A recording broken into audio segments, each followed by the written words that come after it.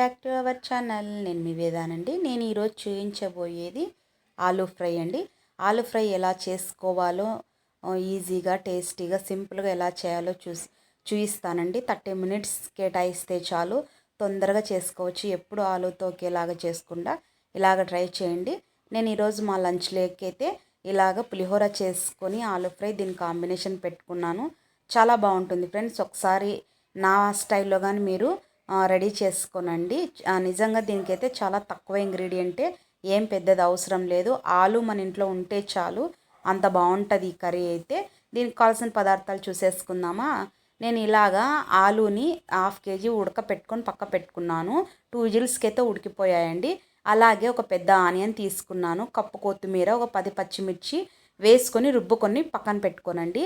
1.5 గరిటె ఆయిల్ వేసి ఒక ప్యాన్లో ఆవాలు, మినప్పప్పు వేసుకోవాలండి. ఇలా వేగిన తర్వాత ఉల్లిపాయలు, కట్ చేసుకున్నటువంటి ఉల్లిపాయలను కానీ ఇలా వేయాలి. వేసాక పసుపు అలాగే కరివేపాకు వేసుకొని బాగా వేగనివ్వండి. దూరగా వేయించిన తర్వాత పచ్చిమిర్చి, కొత్తిమీరని రుబ్బే పెట్టుకున్నాను చూడండి, ఆ మిశ్రమాన్ని వేసి ఒక 5 సెకండ్స్ బాగా మగ్గనివ్వాలండి ఆయిల్లో, లేకపోతే పచ్చివాసన వస్తుంది.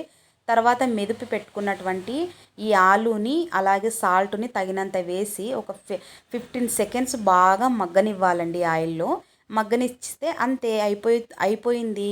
ఎమ్మి ఎంతో టేస్టీ అయిన ఆలూ ఫ్రై రెడీ అయిపోయిందండి.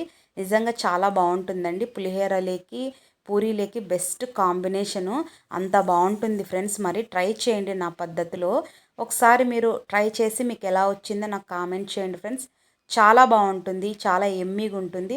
నేను పులిహోర, టెంపుల్ స్టైల్ పులిహోర ఎలా చేయాలో, అలాగే సాఫ్ట్ అయిన పూరీలు ఎలా చేయాలో కానీ మన ఛానల్లో అవైలబుల్ ఉన్నాయి. ఆ 2 లింకు మీకోసం డిస్క్రిప్షన్లో పెడతాను. ట్రై చేయండి, సపోర్ట్ చేయండి ఫ్రెండ్స్. మరి మీకు నచ్చితే లైక్ చేయండి, షేర్ చేయండి, సబ్స్క్రైబ్ చేయండి.